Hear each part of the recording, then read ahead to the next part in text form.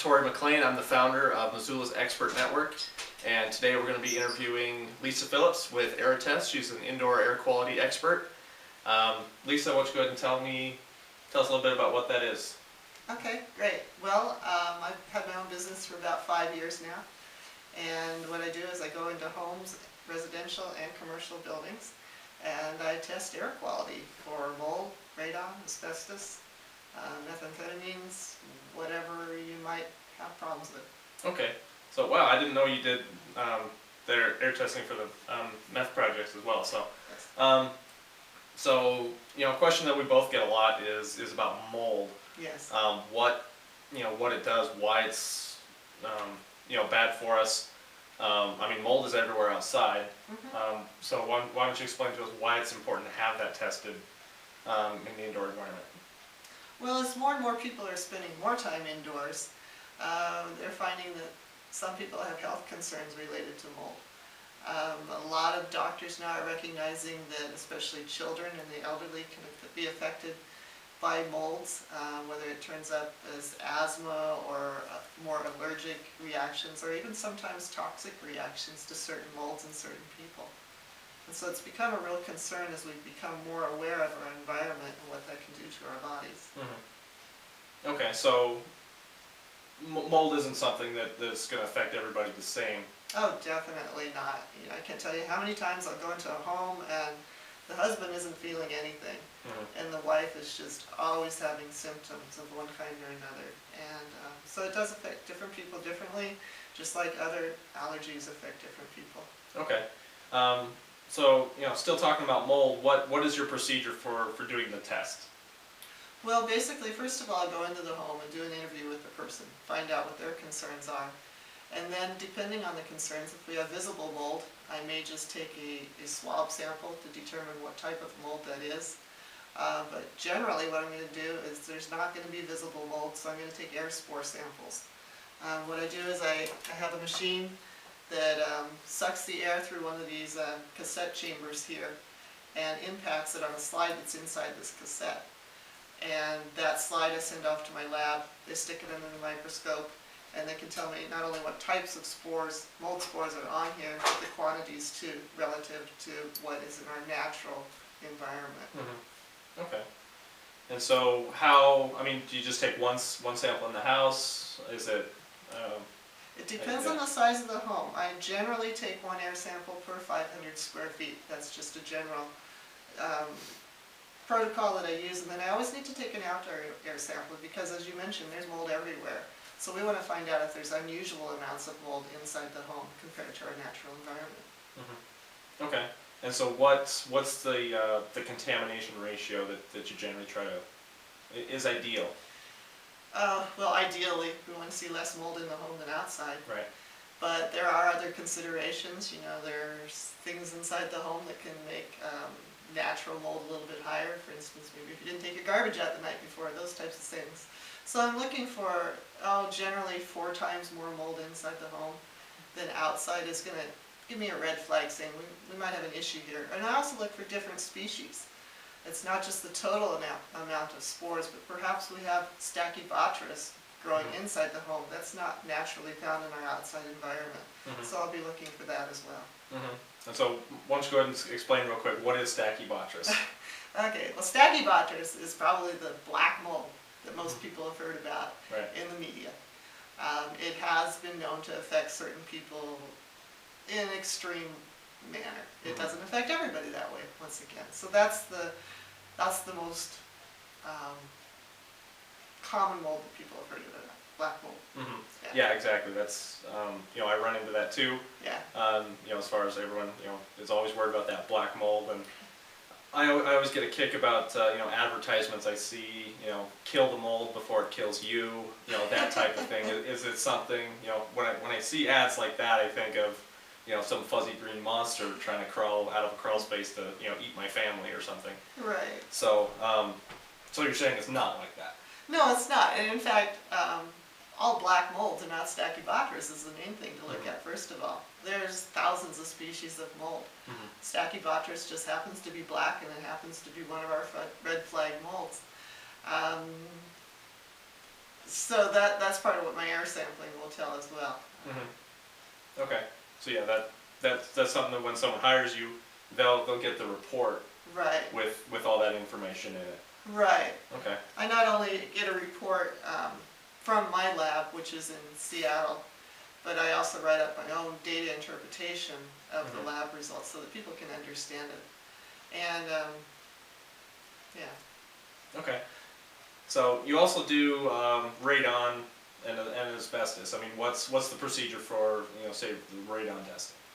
Basically, I just use a 3-day radon test to give you a rough idea if there's a serious problem in the home.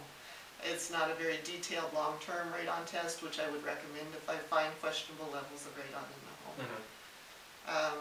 Asbestos, I'll go in and I'll take sampling of perhaps there's insulation in the home. A lot of homes around here had insulation put in from Libby, Montana, which has been in the news quite a bit, and it has asbestos in that insulation, so I could take a sample of that.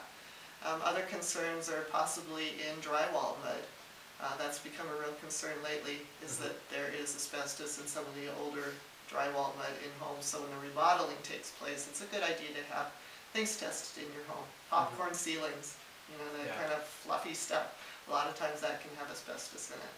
So I will take a sample of that, once again send it off to the lab, and I can usually get results back on that within 24 hours, so people can continue with their project. Okay. And so what are you seeing in the industry as far as, because I know the EPA recently changed the laws. Well, they've always been involved with asbestos for a long time, but now they're also changing it to lead paint. Is lead paint something you test for too now? Or? Yes, it is. What I'll do is I can also swab areas in the home for lead paint presence and let you know right away if you're dealing with lead paint. That's important to know. Once again, a remodeling project. Lead paint, asbestos isn't going to hurt you until it's disturbed. So if you're going to be doing a remodeling project or have a contractor doing that, I know that the laws are changing all the time. It's good to keep up on that, but many times it's even required to have those tests. And so what does that usually mean for the contractor? I mean, he comes in, he does a bid, to redo around a window or something. Not sure that there's tests. I mean, are you familiar with the guidelines that are set up for that? To be honest with you, like I said, you'd have to check. It seems to change and be postponed all the time, so it's something to keep up on. Okay, sounds good. So, all right, we'll get back to mold a little bit then.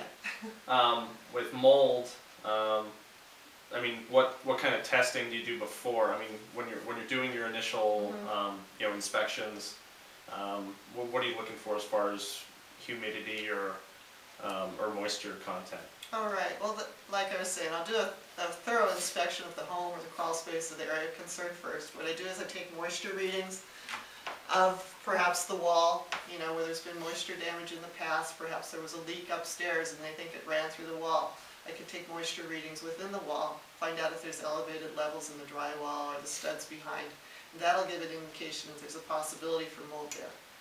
A lot of times you don't see mold. I can also use a borescope to look into the walls, into the wall cavity itself, and look for mold that way. Okay, why don't you go ahead and explain real quick what a borescope is? Okay.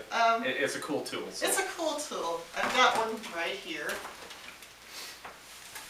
I believe.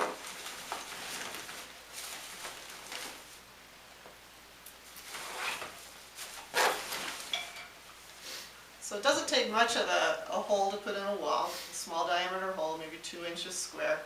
This I would thread through that hole in the wall, and then through this part is where I look, and it's like a little microscope tube, if you'd like to hold that. Okay. There's a light on that if I had the batteries in here, which we turn on, and then I can look through here and actually see what's in the wall. Okay, so or perhaps go over the top of a wall, something like that. So it's more or less a way to be able to sneak in and look at the backside of drywall and stuff without, because I mean from a contractor's point of view, you don't know if there's mold until you rip out the drywall, and at that point it's no good anyway. It doesn't matter, you still have to replace it. So it's kind of a non-invasive method for determining what's behind there, and you can actually, if I'm not mistaken, you can from the air samples determine what might be happening in certain areas depending on the concentration levels, right? Exactly. A lot of times you don't need to have visible mold to have spores still in your air. These are microscopic particles that can travel through just little tiny cracks or through the paint even sometimes. That's one reason why it's so important. You mentioned before, it's like kill the mold before it kills you. It's not just killing the mold. First of all, dead mold spores can release just as many mycotoxins, which can create problems in your health as a live mold spore. So it's important to remove mold, which is, I think, what your business is all about. Yeah, my business, McLean Restoration Cleaning, is what we do. And a lot of people don't realize it. They think, oh, just take a little bleach and kill that mold, and that is definitely not recommended because it's going to come back. Okay. Yeah, you mentioned bleach specifically. That's a question I get a lot too. Yeah. What do you think about some of the other? I mean, there are plenty of products coming out on the market that says it'll quote kill mold, and wipe it out. What's your opinion on some of those chemicals? Well, once again, it's not good enough just to kill the mold. And a lot of times the chemicals that are used can cause problems with people too. I know a lot of people that are sensitive to Clorox bleach. So you've got to get rid of the mold. After that, a lot of times I will recommend putting some kind of a microbial sealant on the wood or on the affected surface so that there's no chance at all of it growing there again or coming back. But first of all, the mold has to be removed. And that includes the mold stains as well. The staining that is left behind, a lot of people will go in there and think, well, as long as I rub it off or sand it down a little bit and leave a stain, it's going to be fine. Well, that's not necessarily true. The stain itself is enzymes or proteins that are left behind by the mold, which at some point, given the right conditions, can once again start reproducing. Okay. So yeah, just a surface application isn't usually going to cut it then. It's just not that. Okay. And we've both seen people trying to get away with that. We both know it doesn't really work. So. When is going to be the best time for somebody to give you a call? It's best to call me first. I can't tell you how many times I go into a home, and I'm working on one right now, where they've tried to do what they think is best first. First of all, they don't understand mold. So it's good to have me come in and explain a little bit about what mold does, what it needs to live, what it needs to thrive on, and also the different types of mold. Depending on what types of mold you're dealing with, you're going to probably want to equip yourself differently. And the levels of mold, for instance, there's personal protective equipment that I will recommend if you're in a home that has high levels of Stachybotrys or some of the other molds, Penicillium aspergillus, that you don't want to be exposing yourself or your family to. And that way, if I go in first, I have a baseline also to work with, so that after the restoration, after the remediation, I can come back and tell people, well, this is so much better than it was. It's not perfect, but it's so much better, that type of thing. And really know where we're starting from, what we're getting into. Okay. And so even if someone's doesn't physically see the mold, but if they're complaining about asthma-like symptoms, allergy type stuff, would that be someone that maybe could benefit from your? Oh, definitely. And I'm not a doctor, so I can't say that mold's going to make you sick, but I actually have been referred to people from doctors that have maybe come to the end of the line. They don't know what this person is sick from. And they're saying, well, it's got to be something in your environment. That's a good time to give me a call and go in and have your home tested. Okay. And so what's the best way when someone wants to give you a call? What's the best way for them to get a hold of you? Well, you can reach me on my website, which is eratest.com, or you can give me a call, 406-381-2237. Those are the best ways. You can send me an email, lisa@eratest.com. Or you can try and catch my little car that's zipping around town. I got my phone number written all over it. All right. It's a good looking car. So, thanks again, Lisa, for taking this time. We try to focus on education.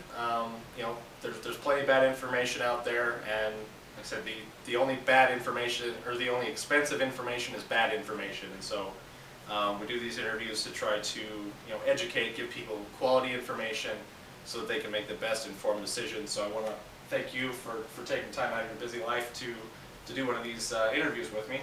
Thank you, and we'll look forward to seeing you again.